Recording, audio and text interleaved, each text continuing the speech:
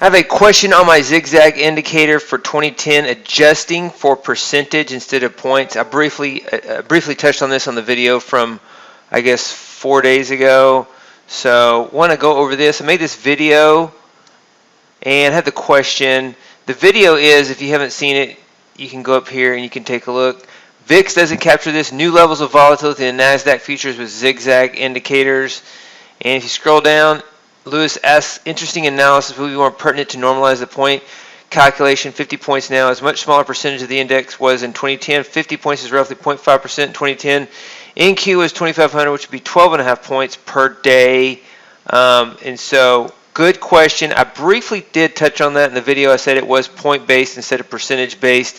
And so let's take a look at normalizing that. In 2010, one of the biggest events in 2010 was the flash crash. That was the biggest event. And so if you look at the flash crash, and what I did is I actually went back and used 7.5 points on my count. I have 12.5 points on the zigzag point. And I did 7.5 points because I calculated that 50 points is 0.33% of 15,000.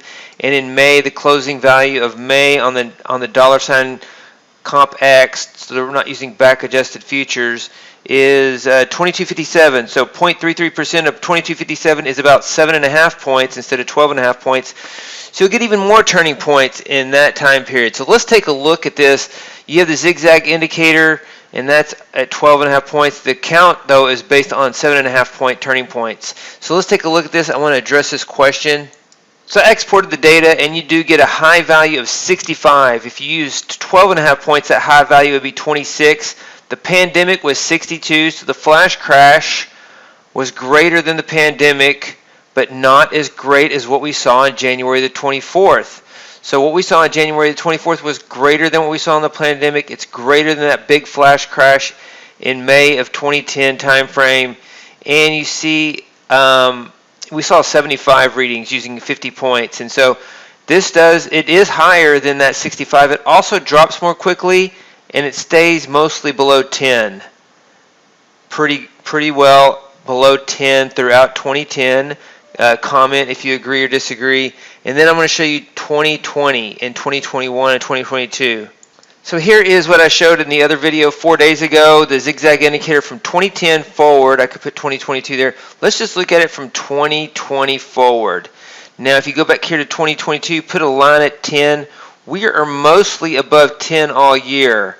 And we saw a new high here, 75, and it's not quickly dropping below 10 like you saw after the flash crash. It's still elevated. There's still more turning points. It's still more volatile, and it's at higher point values. And additionally, another thing that you can't catch is the market is not completely linear. So traders trade based on dollar amounts, and there's a psychology attached to point values.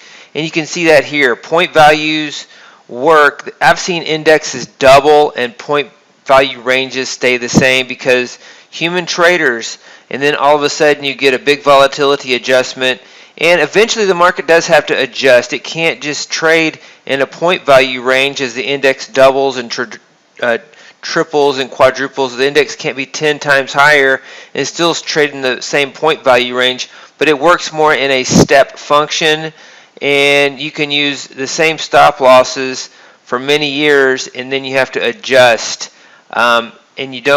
The markets don't always work on a linear, it's not a linear mathematical function of percentage ranges or percentage of the index. And so that's where you can find some of the inefficiencies. Then you get this big volatility adjustment. So it's a massive, massive volatility adjustment on a point value basis. On a percentage value basis, it's smaller, but it's still there. On a percentage value basis, it is still greater. We are still at our greatest levels of volatility. I guess to be fair, I would need to go back and test this entire thing and use the percentage of the close based on the dollar sign COMPX, the cash values of the back adjusted futures. But if you look at the flash crash, you look at the pandemic, it's higher. We're higher now. And if you certainly look at the point values, we are higher now. So, and also additionally, you're dealing with the psychology of higher point values. If you adjust from, if the NASDAQ's daily point value is If you're looking at 7.5 points as a reference, that is $150. If you look at 12.5 points, that's $250. So the dollar amounts are still relatively small as they double, but then when it does this, it's just a massive adjustment. We're traders. We have finite accounts, and so we don't automatically just trade based on percentages.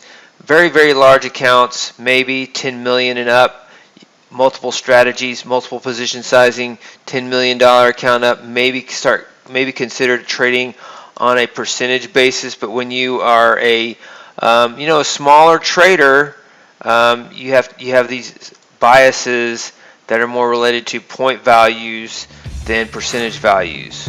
Hey, David Bean here. Welcome to Capstone Trading Systems YouTube page.